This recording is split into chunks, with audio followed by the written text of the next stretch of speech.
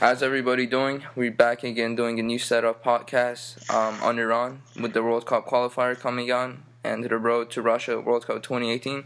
Today, unfortunately, Sina Saimian couldn't join it, but we're back again with the great Babak Goriz and Pezhman Pars. How you guys doing? We're good. Hi, guys. Thank you. And the three topic points we want to talk about is Iran's 23-man list that Kairosh picked out. Talk about the aftermath of the Uzbekistan game and our first World Cup qualifier game against Turkmenistan that's going to be happening on June 16, which is on a Tuesday. So to start off the bat with our Team Melli camp, going to start off with you, Pejman, is what are your thoughts on the 23-man list that Kairosh has set out for our qualifier match and for the Uzbekistan game?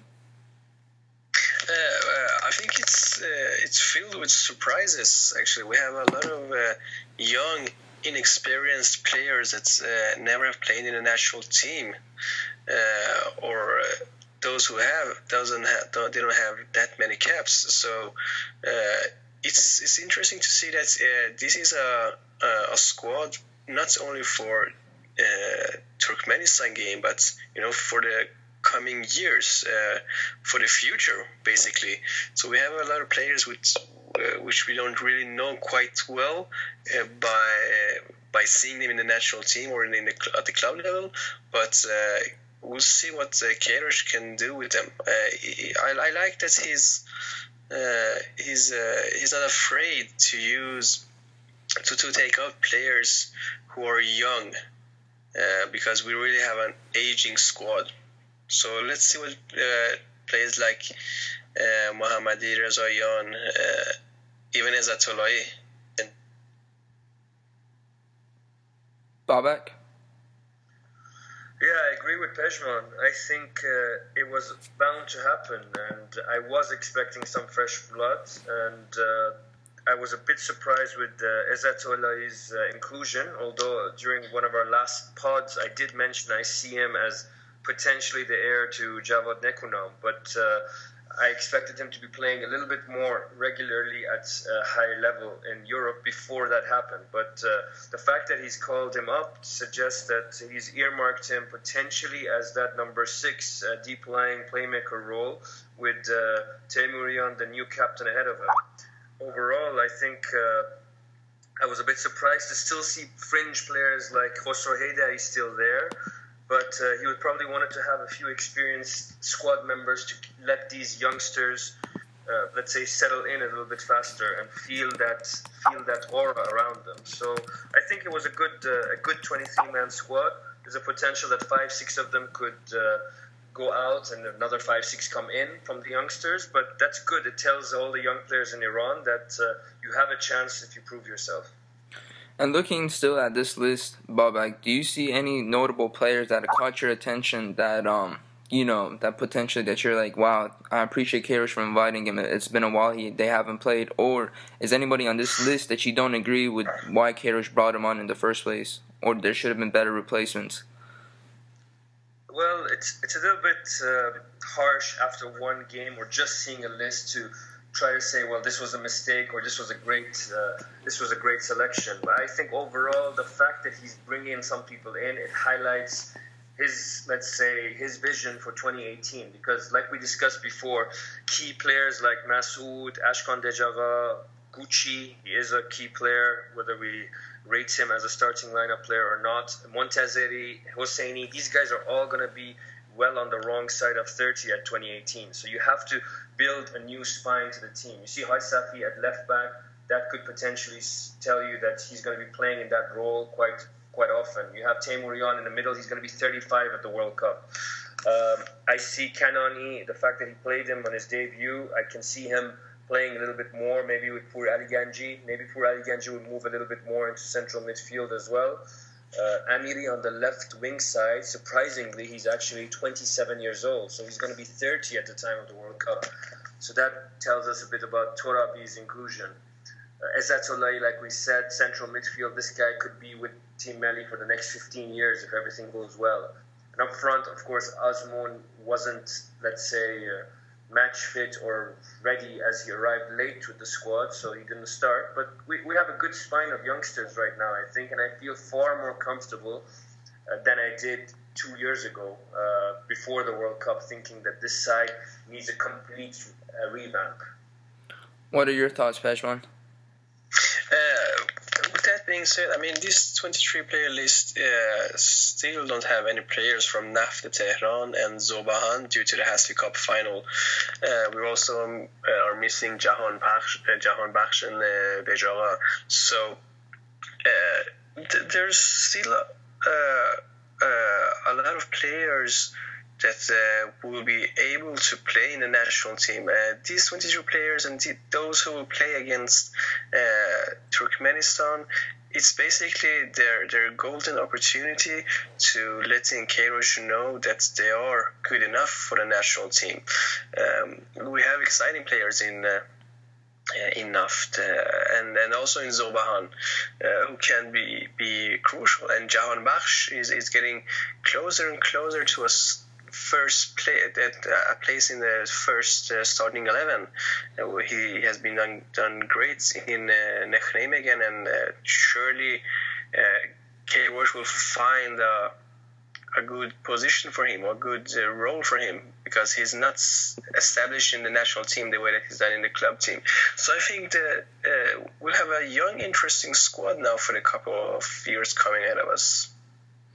Thank you. And my final question before we move on to talk about the Uzbekistan game, starting again with you, Babak, is looking at these youngsters, or, you could say 23, 24 even, not typically considered youngsters anymore, but do you see them, they could get rid of the deadwood and be a good replacement? As you said about Said Izzatollah, could be a future replacement for Javad Nakam, but time will tell that. Is there any other player that you see could be a future, representative of our team? Well, again, it's a bit too early to pass concrete judgments on a lot of these players, since some of them hadn't even played for Team Melli before this game. But I can see looking right now in a very casual way at 2018, you can have a lineup where it's Beiran Vand or Hairi in goal. You'll have Haj Safi on left side. You'll have Pur Ali Ganji with potentially Montazeri, even though he'll be 33, 34. You have Ghafouri, who will be 30 at the time. Izzatollah, let's say, maybe, with Teimourian, who could be 35, or Omid Ebrahimi potentially entering the middle. Then you have Jahan Bakhsh, you have Dejaga, you will have a replacement for Masoud Shajai, which is pretty key right now. We really don't see who is going to take his... Yeah, so one option would be to potentially move Ashkan Dejaga as he loses some pace towards the middle to replace Shajai, and maybe Amiri would be playing on the left side and Azmoun up front. But whatever happens between now and then, I'm pretty sure there's going to be some changes to these predictions at this point. So, guys, thank you. And before we get on to the Uzbekistan game, I'm just going to read out the lineup just in case for our viewers. In goal was Hairi, right back was Ghafouri, our two center backs were Montazeri and Kanani, left back Haj Safi, in the middle was Izzatollah and Teimourian. Then there's going to be a little bit of debate saying that where Shojai and Taremi played, but just based off of this lineup, it says Shojai was right wing, Taremi was in the middle, and Amiri left wing, and Gucci up front. Starting with you, Pezhman, what are your thoughts on this lineup against our friendly against Uzbekistan? It was actually a stronger startup than I expected due to the squad that I saw. I thought that he was going to experiment a lot and use a strong lineup for the Turkmenistan game. So I actually believe that the same squad, or at least maybe 1-2 changes, will be made for the Turkmenistan game. I can't see that many changes now because there are too many so-called strong players or experienced players that will play from the start. Maybe Azmoun, now that he have a game behind him with national team and he's ready, maybe he will get a starting place. I doubt it if Izzatollah actually will get a starting place for Turkmenistan. But then again, I don't know who will really replace him. Maybe Ebrahimi from Esteghlal. It's interesting. It's really difficult to predict Queiroz lineup. I've been wrong the past 4 years, and I'm sure I'll be wrong again. but I liked the substitutions that he made. He wasn't afraid, despite Uzbekistan having some pressure, not that much, but both teams were able to score a goal. He was not afraid to bring in the young, inexperienced players. If I'm not mistaken, 6 players made their international debut against Uzbekistan, which is a good, strong team in Asia, among top 5 in my opinion. So kudos to him. But what are your thoughts on the lineup? Like Pezhman said, I think it was, let's say, brave. The fact that he gave some younger players a debut against one of the best sides in Asia, probably the one side in Asia which has disappointed and just fell below its potential over the last 20 years, and we're all waiting for Uzbekistan to really explode onto the scene. And the fact that he gave debuts in key positions like central midfield, centre back, this was also important. Kanani making his debut gives us an insight into who could potentially replace Jalal Hosseini or Pejman Montazeri. Neither of them are spring chickens anymore. And then in central midfield, as Pejman said, we don't have a natural replacement for Nekunam. As much as we love or hate his performances in the recent years, he has been a heart and soul of the national team for over a decade. So replacing him is going to be difficult. Ebrahimi, for me, is a little bit similar to Temurian. I'm not sure he's got that playmaking ability. Could Masoud Shojai potentially drop a little bit deeper? I'm not sure he has his defensive side of the game. So I would probably predict that there's a good chance that Ezetoleh will start against Turkmenistan, especially after the result that the Turkmenistani side had against Guam, which was a major upset. Thank you. You know, looking back at this game, we won 1-0, but to be honest with the performance-wise, it felt like we were going to lose at any moment, and we got pretty lucky. So just coming back to you again, Pezhman, is how do you feel like we played overall? Because for me, it was a bit of a disappointment with the way we played. Against Uzbekistan? Yes. Well, it's hard to know how Iran going to play, because we know they were supposed to have a training camp in Turkey, which got cancelled. I don't know how many camps have been cancelled. So the preparations were kind of bad. They had some problems in the airport, not being able to fly. All these things do matter for a good preparation. This was the first game since the friendly against Sweden in the first of March. So it's been a long wait, and it's some players are kind of tired from a long league, and also the Champions League in Europe, in Iran. Sorry. So with these friendlies, it's hard to expect a good game. We have to look how do they do their. We have to see how do the players that are in the starting lineup, how do they use the opportunity that they got. Players like Kalani, as we said, and also Amiri. He's not a certain player in the starting 11, but he's been taking his chances. How do these players respond to friendly games? For them, it's not a friendly game. For them, it's opportunity to actually be a part of the starting 11 or part of the roster of the 23 players. So that's why we have to see these games in a different way than actually a friendly. Because let's face it, friendlies usually aren't that entertaining to watch, especially in the second half during to all the substitutions. With that being said, I'm glad that we once again managed to win a game which we maybe didn't really deserve to win, but it's important for the morale and for your self-confidence to not give up and score in the 93rd minutes and have a clean sheet against a strong side like Uzbekistan. That's something that you will remember from these games, and that's something that will build a strong mentality. So that's something that these young players and also Kerosh will benefit from. But Mike, what did you make out of our performance?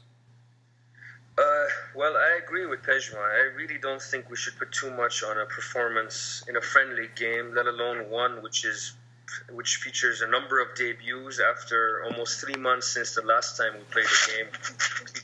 I'm more interested in seeing some youngsters and how they handle the pressure and the opportunity, as Pezhman put it. So someone like Amiri, we see him almost as a seasoned player for us, but he's only had his debut just about 6 months ago, and yet he's playing more and more regularly, and he's doing it pretty well right now. Gucci wants to restake his claim for a starting lineup place. Then you have Kanani in center back playing with Montazeri, a combination that has never played before. You have a new central midfield. You have an Iran that's playing without Nekunam for the first time in recent memory.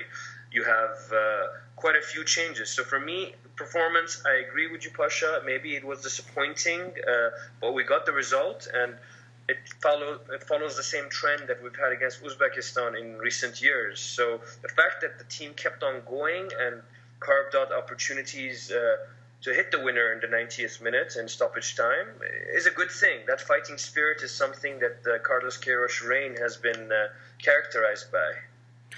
You know what was interesting to me was that Queiroz gave 6 debuts to young players, and apparently in our first time in our history, in the second half, we fielded the youngest ever team, which that by itself says a lot. Is that a sign that we're going to start implementing youth and getting rid of the deadwood for World Cup 2018, or is that just Queiroz trying to see what's in stake for us, Babak? I think it's a reality of necessity more than anything else. A lot of those players that you call deadwood already have been phased out a little bit. Someone like Khosrow Haydari used to be a very important starting lineup player, but he's now on the fringes, and I was actually surprised that he was still in the squad. Nekunam is out, for example.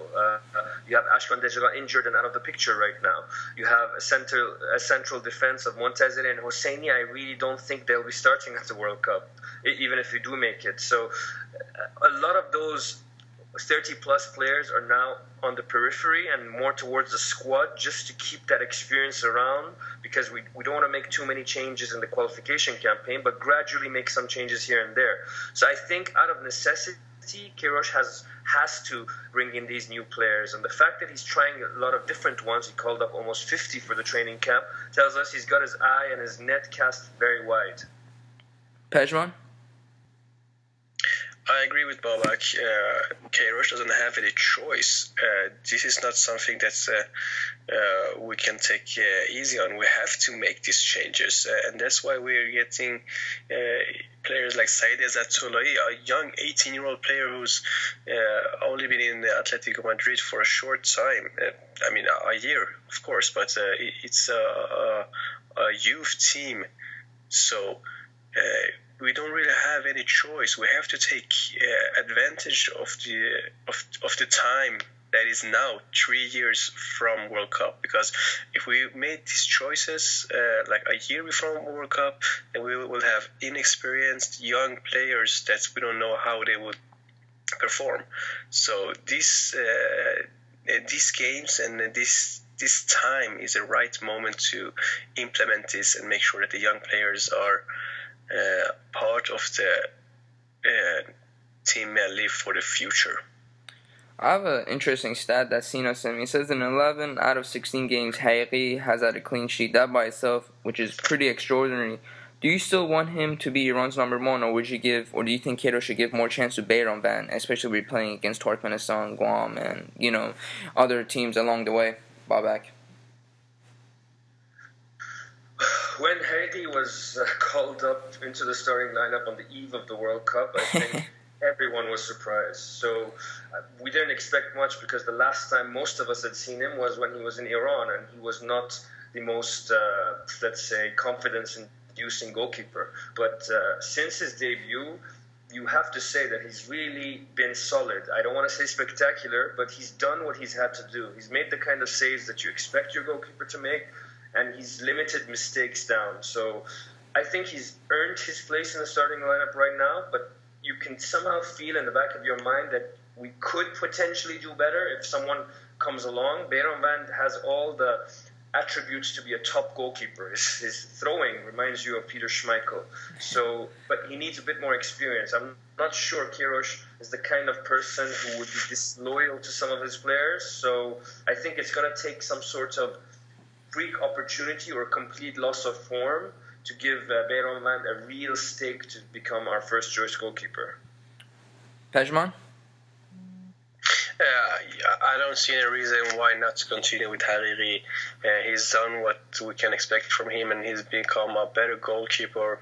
And his time in Portugal have done him great, I think. Playing, although in a weak team, but playing all the games and against strong teams and having professional training makes you a good goalkeeper. And I'm also very happy that we have such a replacement like Beiranvand.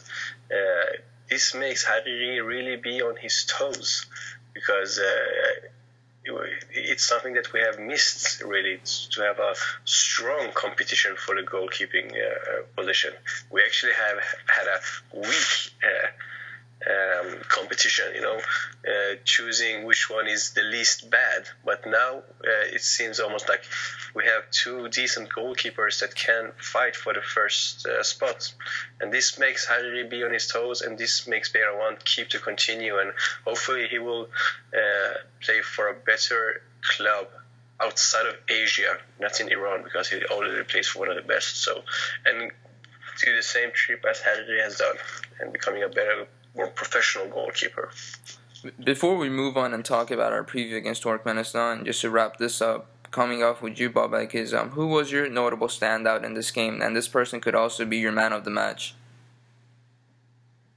It's really difficult to say who really stood out. I mean, Taremi had a debut. He carved out a few chances. He divides opinion in Iran, whether you rate him or not. He's making a big move to Kuwait right now. Then you have Teimourian making his debut as a captain. So again, helping blood in some of the youngsters. Ezzatollahi was a little bit nervous at the beginning, but he grew into the role a little bit. So it's difficult in a game like this to pick out one standout player for me. I mean, I think overall as a team, there were some shaky moments, but we also were impressive going forward. Safi was involved in quite a few play off the wings. There was some overlapping on both sides with Ghafouri as well. So it's difficult for me to honestly pick out one player. So I would say that as a team, it was a good result against a good team. Pezhman? I really have nothing to add. I do agree. There's no one that stood out and made that special something. It was a decent team performance, and nice to see Ehsan Safi as our captain after that underling Teimourian left the pitch. So guys, we're going to move on and talk about the Turkmenistan game, and this is going to be our first match for the World Cup qualifiers. And something interesting about Turkmenistan is in their last 5 matches, they've lost 4 and only have won once. So that tells you a lot about the standard they're in right now. But I'm coming off with you, Pezhman, is how do you think Queiroz will line up this team? Do you think it's going to be a mixture of youngsters with veterans, or simply just he's going to implement youth for this match?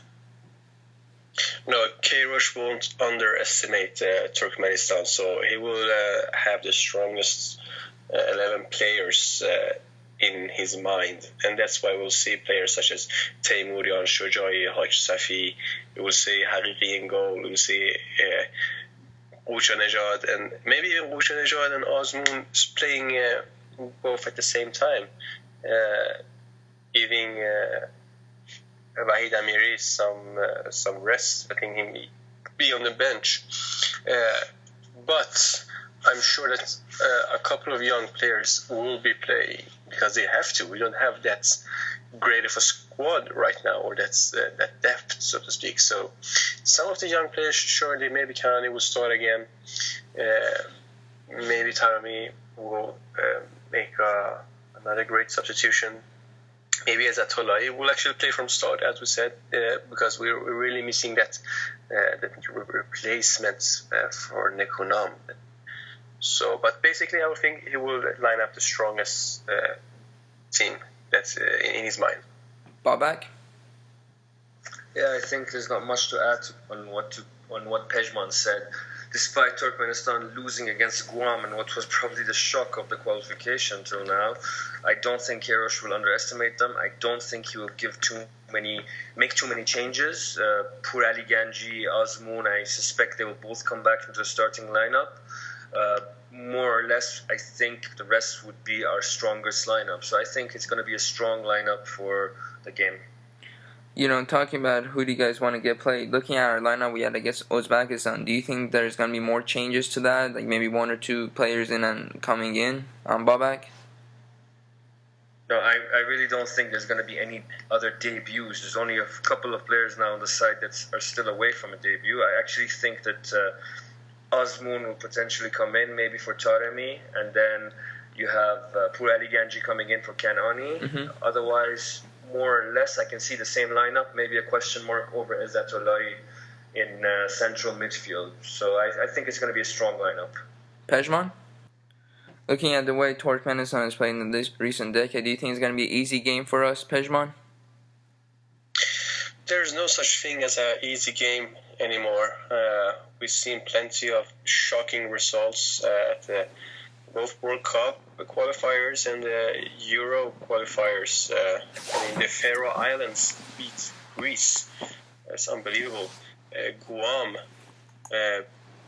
beat Turkmenistan. So I'm sure Turkmenistan that we're going to play against now will have had they learned their lesson maybe from Guam. With that being said, Turkmenistan is a team that we have to beat every day of the week. Maybe we won't beat like with the good old results like 8, 9, 10, 0, but we should expect a couple of goals. Hopefully, an early goal for Iran will put the pressure off the players and make sure that they can relax and take it easy, because Turkmenistan will play quite defensively, and at their home field, I'm sure they're more used to, or they can gain from the crowd, or just being in that environment. But I'm expecting Iran to score. If we score an early goal, then hopefully we'll score even a fifth and a sixth goal. But if we don't score an early goal, I can't see us scoring more than 2 goals, to be honest. 3 at tops. Babak? Yeah, I mean, I kind of share the same footballing philosophy with Pezhman. I don't think there are that many easy games anymore, and the results what matters. So as long as we get the win, I'm quite happy. It's just the start of a new era. We should be getting a comfortable win, but people thought Turkmenistan would get a win against Guam as well, and that was a huge upset. Everyone remembers Guam from our double-digit victory over them over a decade ago. So I think an early goal, like Pezhman highlighted, is quite important in a game like this, so that the team can feel a little bit relaxed and can play a little bit more expressively. But as long as we get the 3 points, we will be happy. Thank you. And so that's all we have. We're gonna keep bringing up the pods for the World Cup 2018 along the way. Thank you, Babak and Pezhman, for coming on. And what's interesting is tomorrow is our 1st year anniversary, which is quite something. A year has passed since we started this project, and thank you guys for all your input. And please subscribe to iTunes, whoever's listening to this, and I appreciate it. Thank you. It's always a pleasure, Pasha, and it's a lot of hard work went in by all the guys involved in the project, and time flies, I guess. So let's hope that we continue all the way to 2018. Definitely. Thank you, guys. Thank you. Congratulations to anniversary of Gol Bezan.